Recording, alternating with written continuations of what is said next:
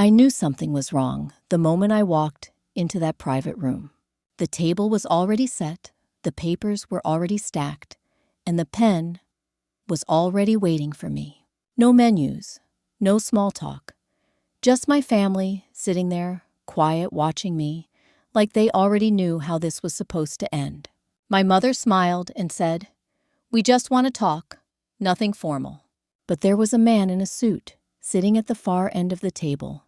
His laptop opened, his eyes on me, not on anyone else. That was the moment it hit me. This wasn't a family meeting. It was a setup.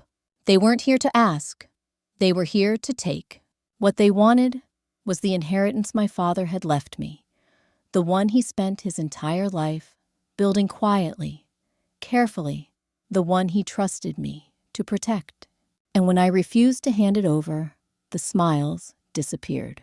The room changed. The tone changed. And so did the people I thought I knew. They talked about fairness. They talked about family. They talked about how ugly things could get if I didn't cooperate. What they didn't know was that I hadn't walked into that room unprepared. They also didn't know that the worst decision they would make that day was underestimating how far I was willing to go to protect what was mine. Because what started as pressure turned into threats, and what turned into threats would eventually cross a line that could never be taken back. Before this story is over, there will be evidence they never expected, a move they never saw coming, and consequences that followed them far beyond that room. If you've ever been told you owe us because we're family, or felt that knot in your stomach when money turns people you love into strangers, this story will hit closer than you think. And if you don't want to miss how this unfolds, or the moment everything finally collapses, for them, make sure you subscribe to the channel now, so you can come back and finish this story when you have the time. Let me ask you something before we continue. When family asks for what doesn't belong to them, is it still love? Or is it just entitlement wearing a familiar face? Because what happened after that meeting was something no one at that table was prepared for. And the most shocking part is that it didn't happen right away. I sat down slowly, keeping my hands folded in my lap, even though my instinct was to stand up and walk straight back out of that room. No one offered me a menu. No one asked if I wanted water. That should have been the first clear sign that this meeting had never been about lunch. My mother sat at the head of the table, her posture perfect, her face calm in that familiar way she used when she wanted to look reasonable. To her right was her husband, quiet, watching me carefully. Across from them sat my two younger siblings, eyes down, shoulders tense, like they had been told to stay quiet and let the adults handle it. And then there was the man in the suit. He closed his laptop gently, like he didn't want to startle anyone, and smiled at me, as if we had met before. He introduced himself by his first name, only said he was here to help the family work through a few details. Details. That word always sounds harmless until it isn't. My mother leaned forward and placed her hands on the table, fingers lightly touching the stack of papers in front of me. "We don't want this to turn into a problem," she said. "We just want to make sure everyone is treated fairly." Fairly. It's a word people like to use when they're asking for something they know doesn't belong to them. She talked about how hard the last few months had been, how emotional everything still felt, how my father would never have wanted tension between us. She said his passing had left so many loose ends, and that it was only responsible to talk through them as a family. I listened. I nodded when it made sense to nod, but inside my mind was already racing ahead, because my father had never left loose ends. He was the kind of man who kept receipts in labeled folders, who double-checked his accounts every month, who believed that clarity was a form of kindness. If there was one thing I knew for certain, it was that he would never leave something this important unfinished. The man in the suit slid the papers toward me. "This is just an agreement," he said.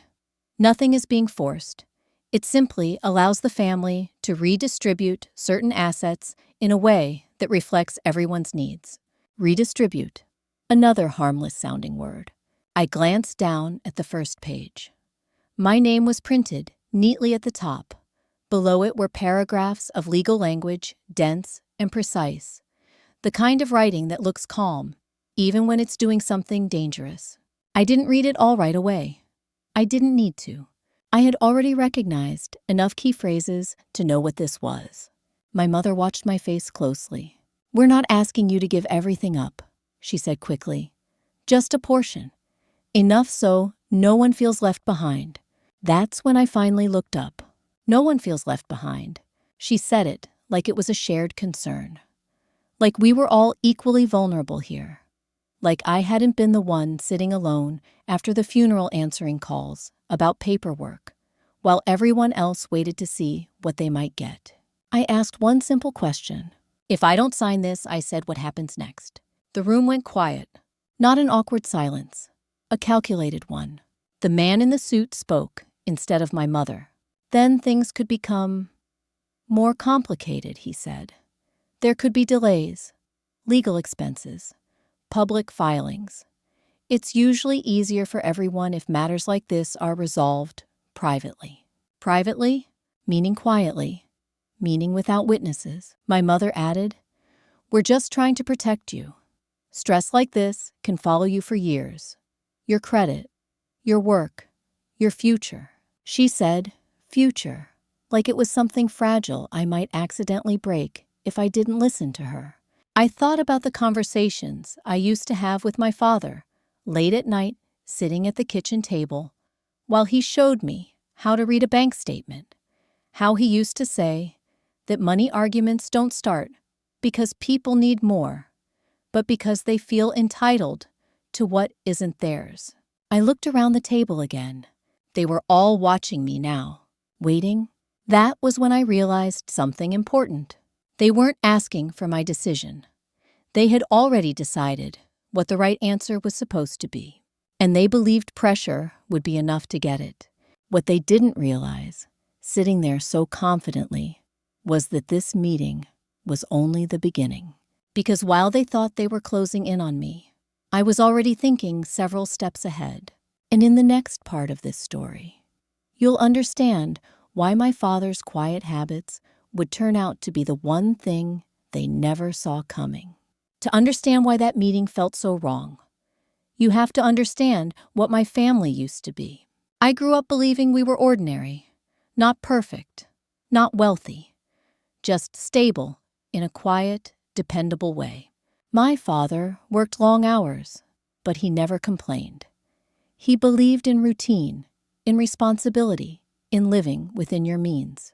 He drove the same car for years, not because he couldn't afford a new one, but because, as he liked to say, it still does its job. My mother was different. She believed life was meant to look good from the outside. She cared about appearances, about upgrades, about what people noticed. New furniture before the old wore out. Vacations before the credit card was paid off. She wasn't reckless, at least not at first, but she always seemed to be reaching for something just out of grasp.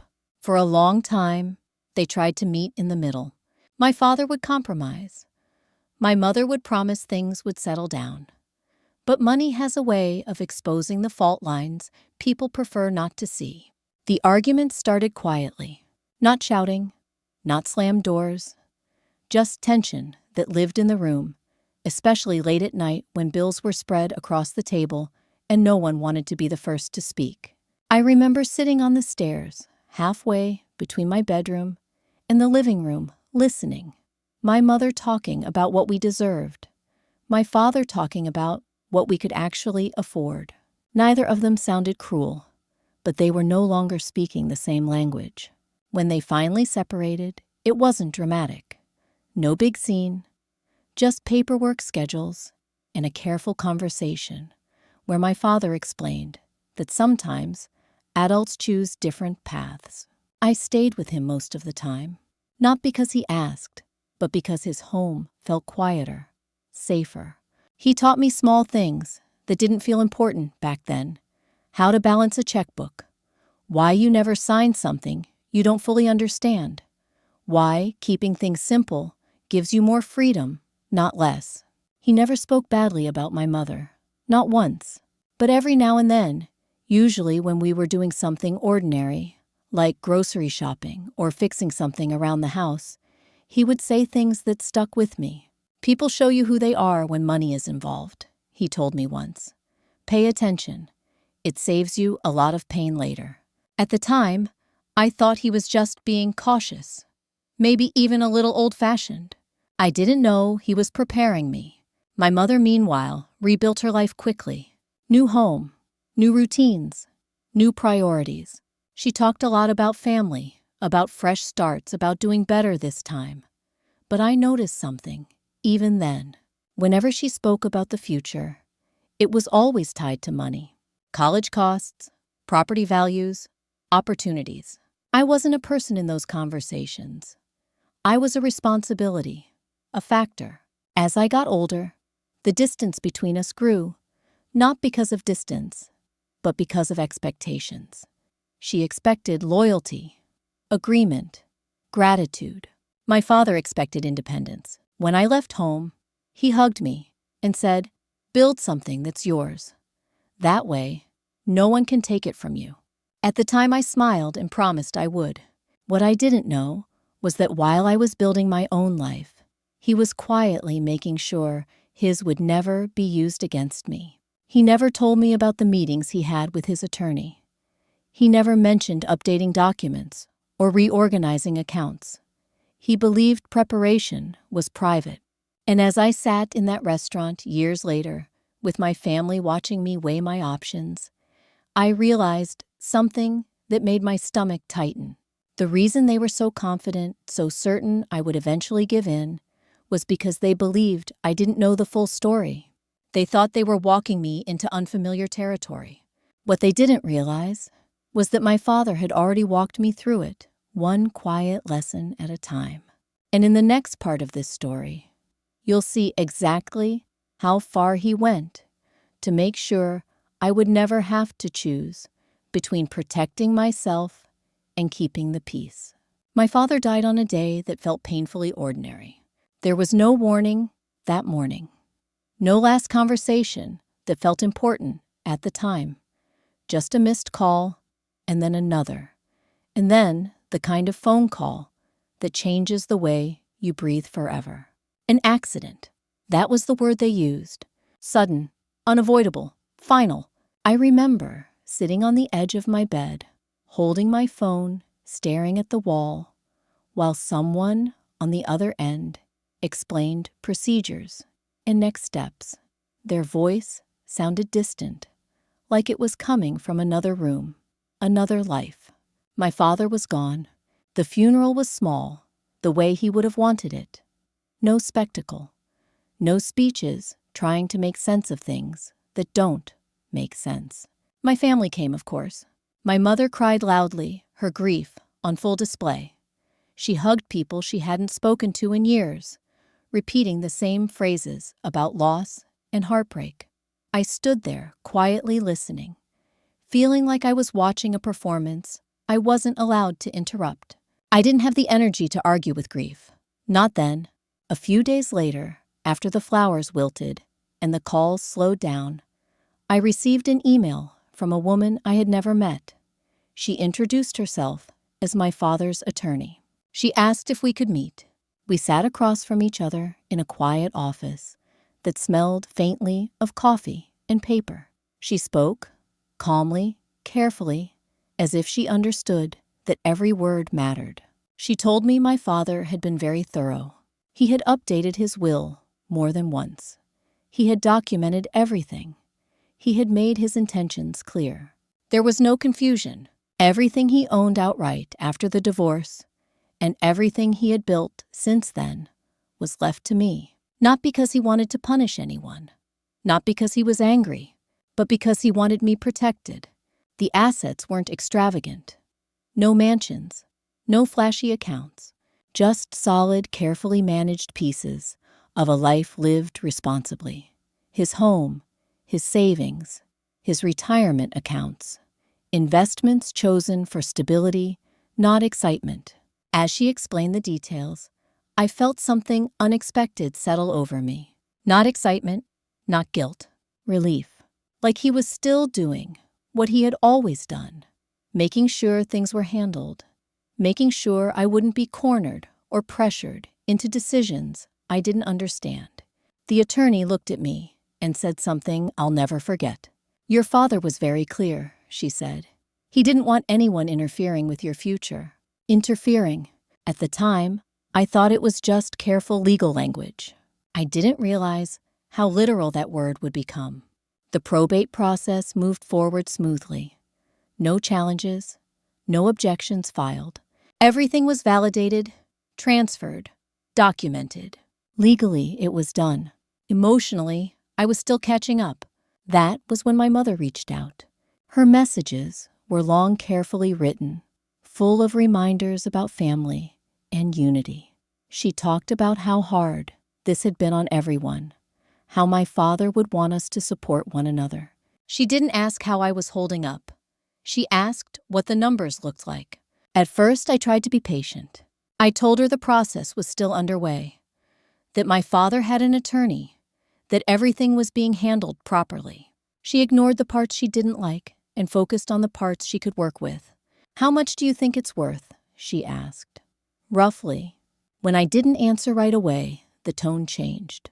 She reminded me of everything she had done for me growing up, how expensive it had been, how much she had sacrificed. It was always framed as concern, but it felt like an invoice. I shared the messages with my father's attorney. She didn't look surprised.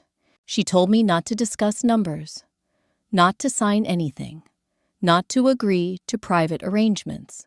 If she wants to challenge the will, she said she'll have to do it through the courts. She paused, then added, "Based on your father's documentation, it would be very difficult." That was when I understood why the family meeting had been suggested. This wasn't about grieving together. It was about control. They hadn't expected the paperwork to be this clear. They hadn't expected me to have guidance. And as the messages from my mother grew more urgent, more insistent, I realized something else. They weren't upset because they had been left out. They were upset because they couldn't get around what my father had put in place. And in the next part of this story, you'll see how quickly concern turns into pressure, and pressure turns into something much harder to ignore once people realize they're not getting what they want. The messages didn't stop.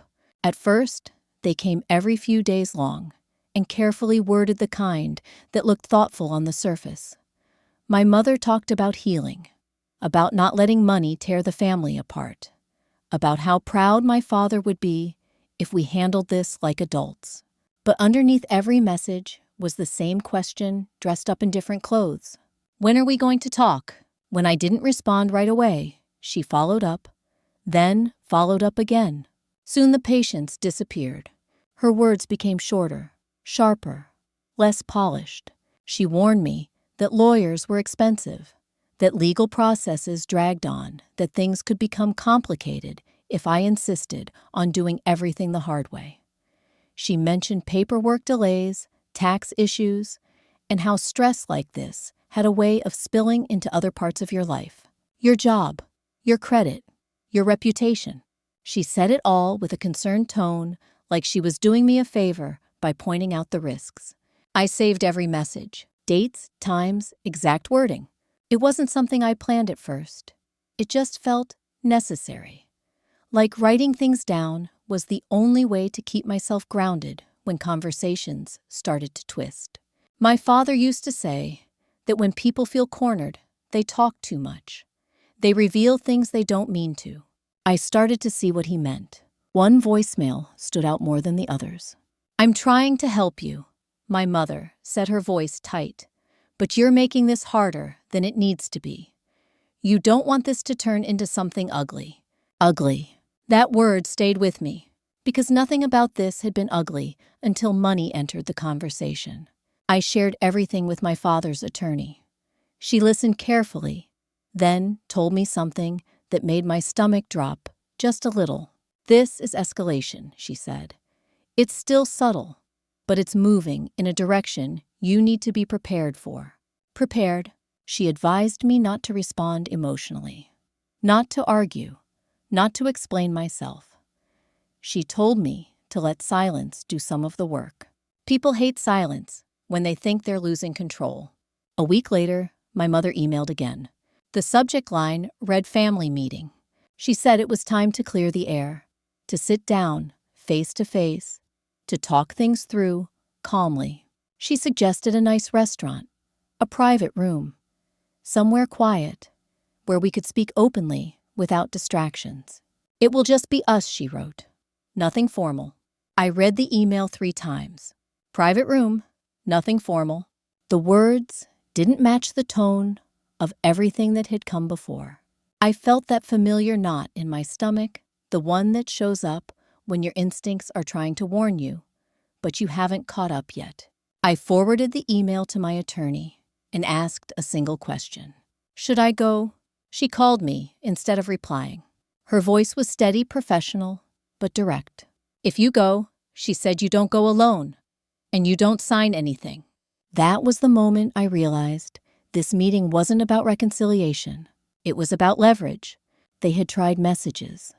They had tried guilt. They had tried pressure from a distance. Now they wanted me in a room surrounded face to face where it would be harder to say no. I agreed to attend, not because I trusted them, but because I wanted to see how far they were willing to push. In the days leading up to the meeting, I prepared quietly. I gathered documents, copies of the will, probate confirmations, notes I had taken from every conversation. Not because I expected to use them right away, but because having them close made me feel less exposed. The night before the meeting, I barely slept. I kept replaying my mother's words in my head, trying to hear what she wasn't saying. And then I realized something that chilled me more than anything else. She wasn't asking for compromise anymore.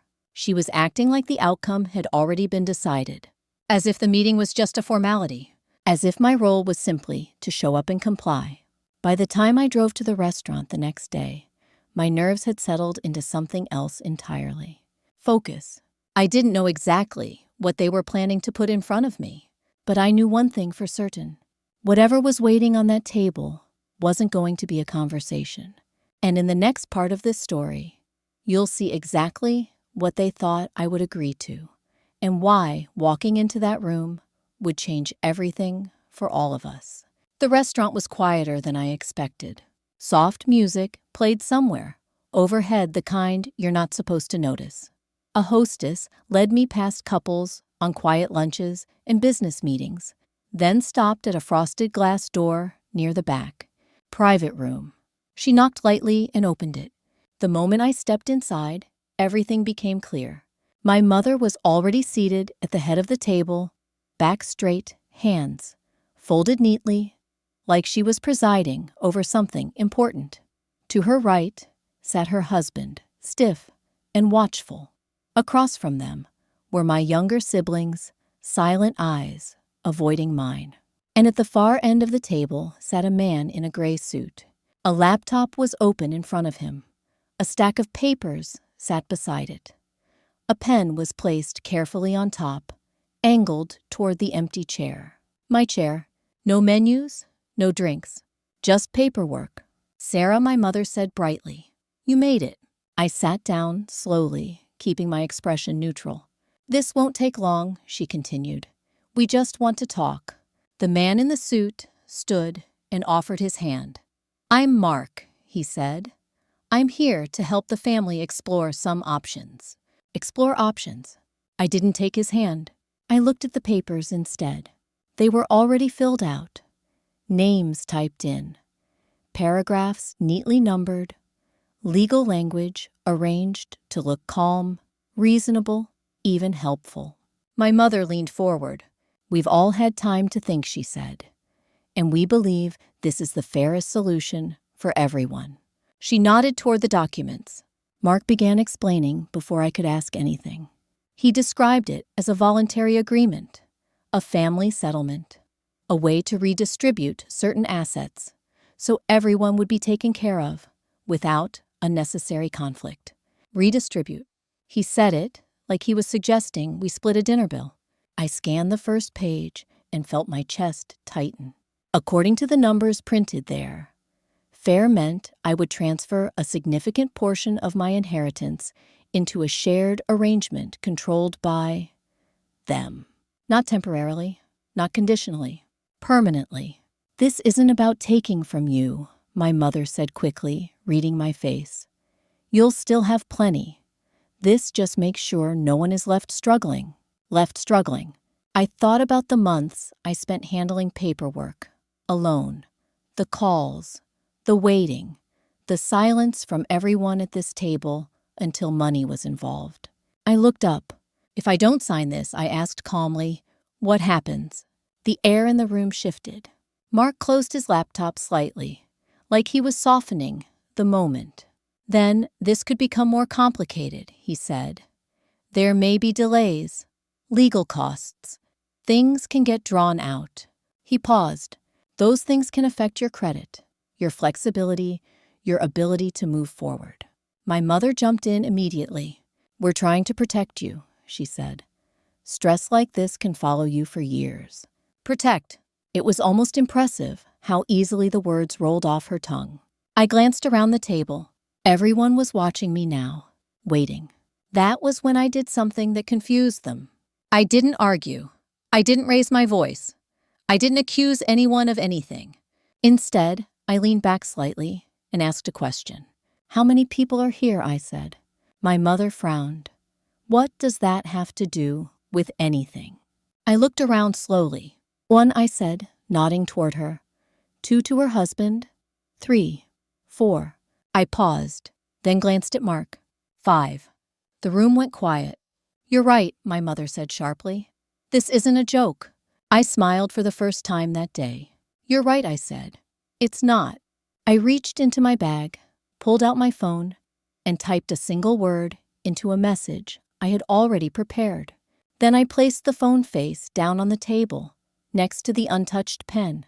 Funny thing is, I said keeping my voice steady, I only brought one person too. There was a knock at the door. Not loud, not hesitant, confident.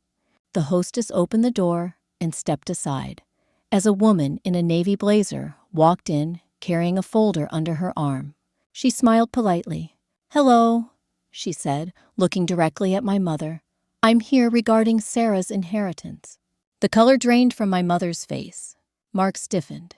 The balance of the room shifted in an instant. For the first time since I had walked in, I wasn't surrounded. I wasn't alone.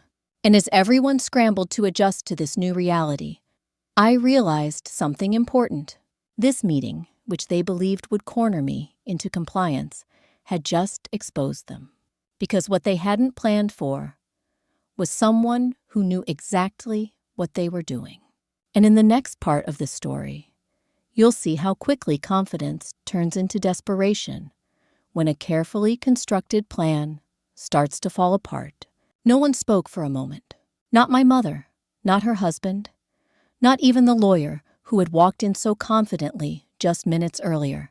The woman I had invited took the seat beside me without being asked. She placed her folder on the table, opened it calmly, and looked around the room as if she were taking inventory. This won't take long, she said, echoing my mother's words from earlier. The silence felt heavier now, not awkward, exposed. Mark cleared his throat and tried to recover. We were just having a family discussion, he said. Nothing binding. My attorney nodded politely. That's interesting, she replied, because what's on this table appears to be a drafted agreement with specific percentages and irrevocable terms.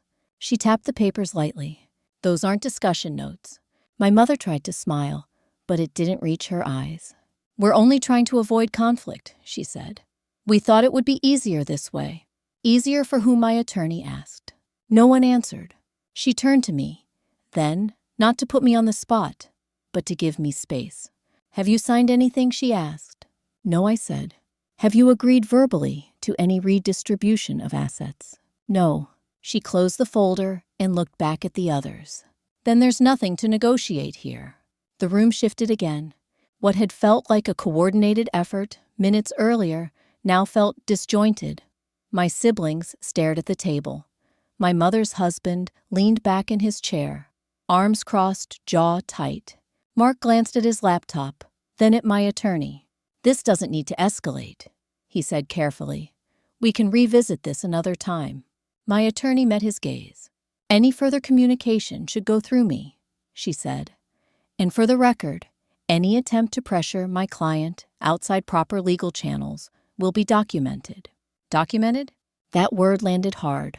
The meeting ended quickly after that. No dramatic arguments, no shouting. Just quiet tension and the sound of chairs scraping against the floor. My mother stood stiffly, her expression frozen. "This isn't over," she said softly. Not quite to me, not quite to herself. My attorney didn't respond. We walked out together and didn't speak until we were back in the car. "That went exactly how I expected," she said, as she buckled her seatbelt. I looked at her surprised. "They didn't come to compromise," she continued. "They came to intimidate. Now they know that won't work." I wanted to believe that was the end of it. For a few days, everything was quiet. No messages, no calls, no emails. The silence felt strange, like the calm after something unfinished. Then my phone buzzed. A message from my mother. Short this time. Cold. She wrote about disappointment. About how my father would be ashamed. About how money had changed me. She didn't ask for anything. She warned me. I forwarded the message to my attorney. Her reply was brief. "Keep everything. Don't respond." Then she added something that made my chest tighten. "If they can't move you emotionally, they may try something else." I didn't know what that meant yet. But that night, I sat at my kitchen table with my laptop open and went through every account I had. Banking, investments, email. I changed passwords, turned on two-factor authentication, updated security questions. It felt excessive, until it didn't. A few days later, I received an email that looked exactly like one from my bank. Same logo, same tone, same formatting. Important action required. Something about it felt off. Not wrong enough to be obvious, just wrong enough to make me pause. I hovered over the link instead of clicking it. The web address wasn't quite right. My stomach dropped. I called my bank directly. They confirmed they hadn't sent any emails like that. And then they told me something else. There had been a failed login attempt on one of my accounts from an unfamiliar device. I thanked the representative and hung up my hands, shaking. This wasn't pressure anymore. This wasn't manipulation. This was something else entirely. And as I sat there staring at my screen, I realized something that chilled me. The meeting hadn't been the end of their plan. It had only been the part they were willing to show me. In the next part of the story, you'll see how far they were willing to go once they realized intimidation wasn't enough, and why what came next would change this from a family dispute into something much more serious. That night, I didn't sleep much. Not because I was panicking, but because my instincts wouldn't let go of one thought. The phishing email hadn't been random. It was too specific, too well-timed, too familiar. Someone hadn't just guessed which bank I used. They knew. The next morning, I called my attorney. She listened quietly as I explained what had happened, then asked a question that hadn't occurred to me yet. "Has anyone else ever had legitimate access to your financial information?" she asked. I thought about it. Not many. My father had handled most things himself. After he passed, the only professionals involved were his attorney, the probate court, and one other person, the accountant. He had worked with my father for years, helped with taxes, reviewed investments, handled routine filings. Someone my father trusted. I felt a strange pull in my chest as I said his name out loud. My attorney didn't accuse. She didn't speculate. She just said, "Let's verify." She suggested I request a full record of recent access attempts and data interactions from my bank and investment firms. Not summaries. Logs. It took a few days. When the reports came in, we went through them, line by line. Most of it was routine, until it wasn't. There were a few access attempts that stood out. Not successful, but close enough to be concerning. They came from a device, registered under a business network I didn't recognize at first. Then I did. It belonged to a small accounting office, the same one my father had used. My heart sank. I didn't want to believe it. Not really. But patterns don't lie. My attorney suggested something that felt uncomfortable, but necessary. She asked me to schedule a meeting with the accountant. Casual. Routine. Not to accuse, just to watch. When I walked into his office, everything looked exactly the same as it always had. Neutral walls, framed certificates, a desk arranged with almost obsessive neatness. He greeted me warmly, asked how I was holding up, said my father would be proud of how I was handling things. Then he started asking questions, not obvious ones, careful ones. Whether I had consolidated accounts yet, if I planned to move assets, who was advising me now. I answered politely, vaguely. And then I asked my own question. Have you been in contact with my mother recently? I said, keeping my tone light. He hesitated, just for a second. But it was enough. Oh, he said. She reached out, just checking on things. She was worried. Worried? That word again. I nodded, thanked him for his time, and left. In the car, my hands were shaking. Not with anger, with clarity. This wasn't desperation. This was coordination. They weren't reacting to obstacles as they came up. They were adjusting a plan that had been in motion for a long time. I told my attorney everything. She didn't look surprised. This explains the confidence, she said. They believed they had an inside view. She advised me to cut off all access immediately, revoke permissions, notify institutions in writing, document everything. Then she said something that made my stomach drop. If they're willing to involve a professional, even indirectly, she said, they may be willing to go further. That's when we made a decision. Not to confront, to observe. I installed security cameras around my home, at the front door, near the mailbox. Not because I expected something dramatic, but because I wanted proof. Days passed. Then one afternoon, while I was on a work call, my phone buzzed. Motion detected. I glanced at the notification and froze. It was my mother's car, parked down the street. I turned off my camera and pulled up the live feed. She stood near the mailbox phone, pressed to her ear, glancing around as if she were checking whether anyone was watching. Another notification appeared. Unrecognized device attempting to access your account. My heart started pounding. The timestamps were almost identical. I watched, recording everything. The footage, the alerts, the logs. It was all lining up in real time. This wasn't a misunderstanding. This wasn't family conflict. This was an attempt to take something that didn't belong to them, using familiarity as a weapon. I sent everything to my attorney. She called me immediately. Her voice was different this time, sharp, focused. This has crossed into criminal territory, she said. We're done waiting. As I ended the call and sat there in the quiet of my home, one thought kept repeating in my mind. They thought I would fold. They thought I would give in. They never considered what would happen if I didn't. And in the next part of this story, you'll see how evidence changes everything, and why, once the line was crossed, there was no way back for any of them.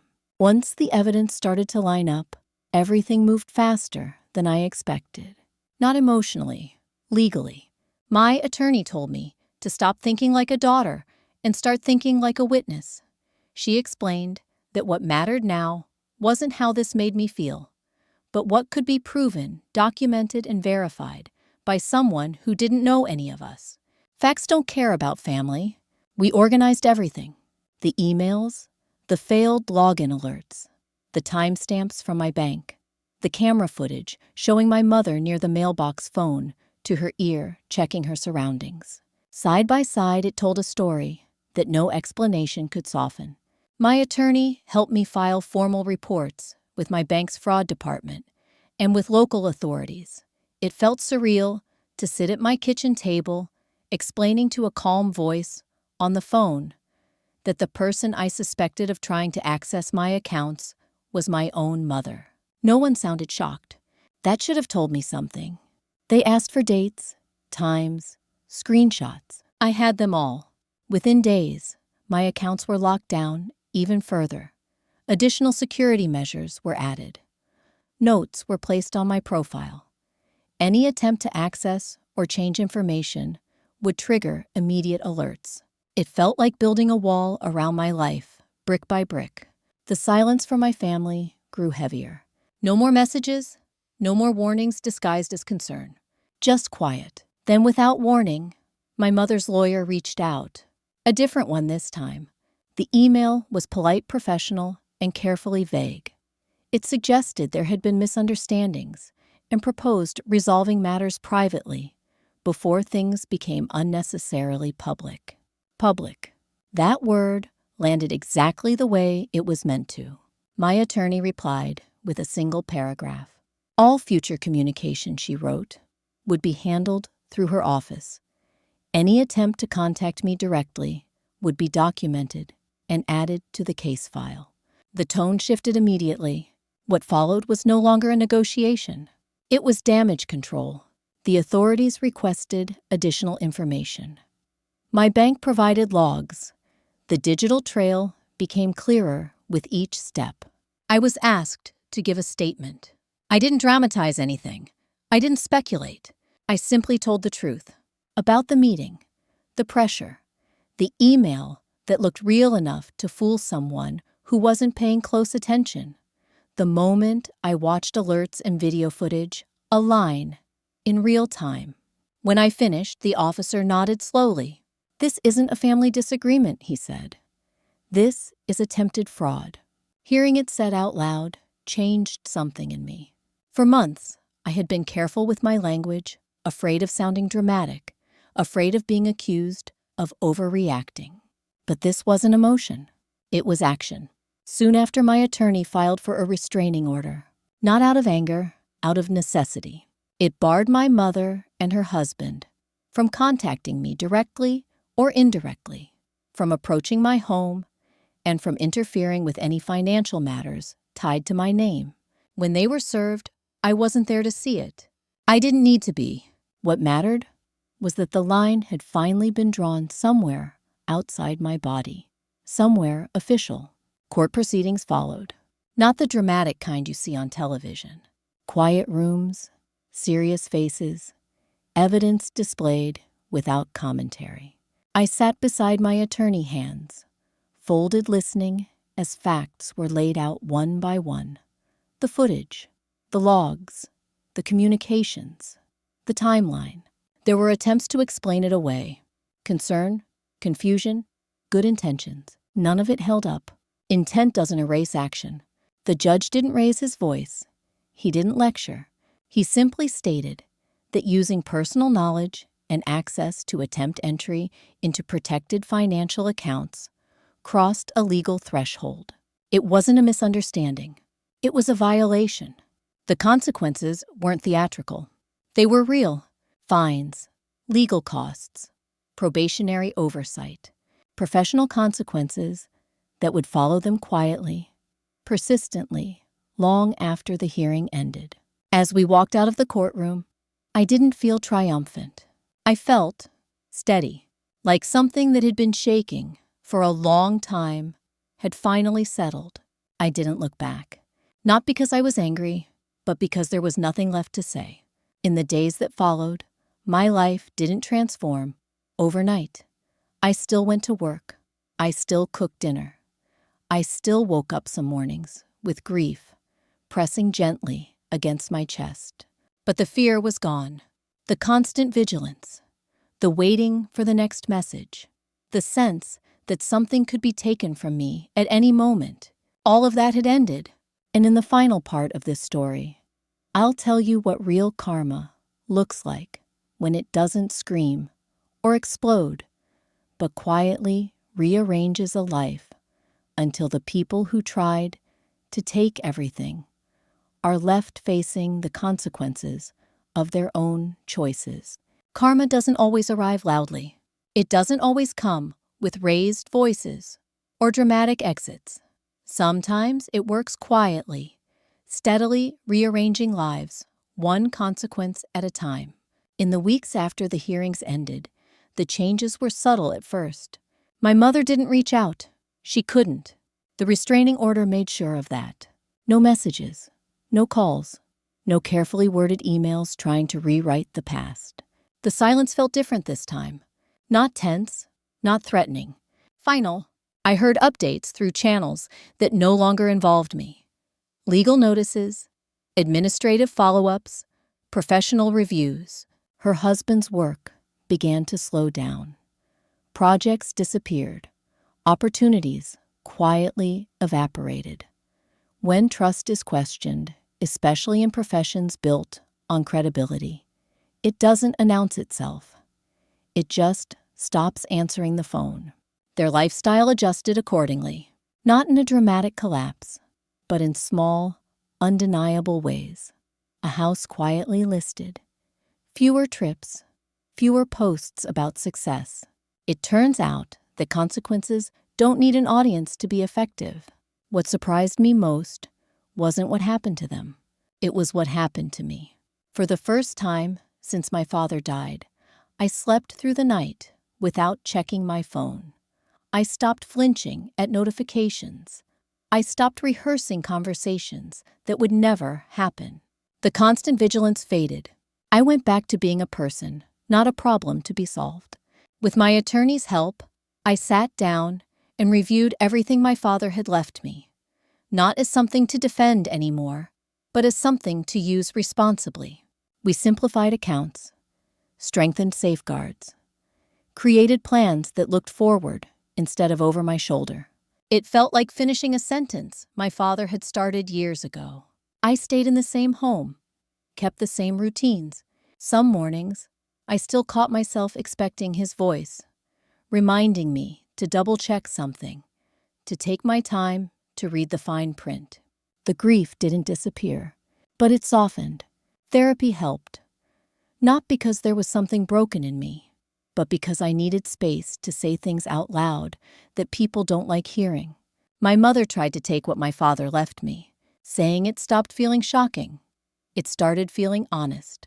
We talked about boundaries, about how family is supposed to be a place of safety, not leverage, about how love doesn't demand self-sacrifice when the cost is your future. Slowly, something shifted. I stopped trying to reconcile two versions of family that were never going to coexist. I stopped hoping for apologies that would only come with conditions attached. I let go that more than any legal decision was the real turning point. People sometimes ask if I regret how far things went. The answer is no, because what I learned through all of this is simple. Protecting yourself isn't cruelty, it's responsibility. Shared history doesn't grant unlimited access, and shared DNA doesn't override consent. My father didn't leave me money to fight over. He left me knowledge, the ability to read a document and understand what it was really saying, the confidence to ask questions when something didn't feel right, the courage to say no, even when the pressure came from people who expected obedience instead of respect. That was his real inheritance. And it turned out to be worth far more than anything listed on a balance sheet. Today my life is quieter, not empty, peaceful. The kind of quiet that lets you hear your own thoughts again. I don't know what my mother tells herself now. I don't know how she explains what happened to people who only saw the surface. And I don't need to know, because the story she tells herself no longer defines me. If there's one thing I hope you take from this, it's this. You are not selfish for protecting what is yours. You are not heartless for setting boundaries. And you are not wrong for refusing to be manipulated by someone who calls it love. Karma doesn't need anger to work. Sometimes it just needs the truth, documented carefully, and the patience to let consequences do what they do best. Quietly, completely. As someone who has spent years studying family conflict, financial abuse, and the psychology of boundaries. I want to be very clear about one thing. Stories like this are not rare.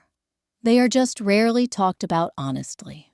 When money enters a family system that already struggles with control, entitlement, or unresolved resentment, it doesn't create new problems. It exposes the ones that were already there. What often traps people is the belief that love and loyalty require silence, that keeping the peace is more important than protecting yourself. That saying no somehow makes you the villain. But from a legal, psychological, and ethical standpoint, that simply isn't true. Healthy families don't need pressure. They don't need threats disguised as concern. And they don't demand sacrifice without consent. What you heard in this story wasn't cruelty. It was clarity. It was a person choosing responsibility over guilt evidence, over emotion, and long-term safety over short-term approval. That is not revenge. That is adulthood. If you are listening to this and feeling a familiar knot in your chest, wondering whether you are overreacting or questioning your right to draw a line, let me offer you this professional reassurance. Boundaries are not punishment. They are information. They tell people how to treat you and what will happen if they don't. And when someone reacts badly to a boundary, that reaction is often the proof that the boundary was necessary in the first place. If stories like this resonate with you, or if you want to better understand the hidden dynamics of family money and personal integrity, I invite you to stay with us. Take a moment to like this video, not just to support the channel, but to signal that these conversations matter. And consider subscribing so you don't miss future stories and insights that explore real-life situations with honesty, depth, and respect for the people living through them. We don't sensationalize pain here. We learn from it. Thank you for listening all the way to the end. And remember, protecting your future is not a betrayal of your past. It is how you honor it.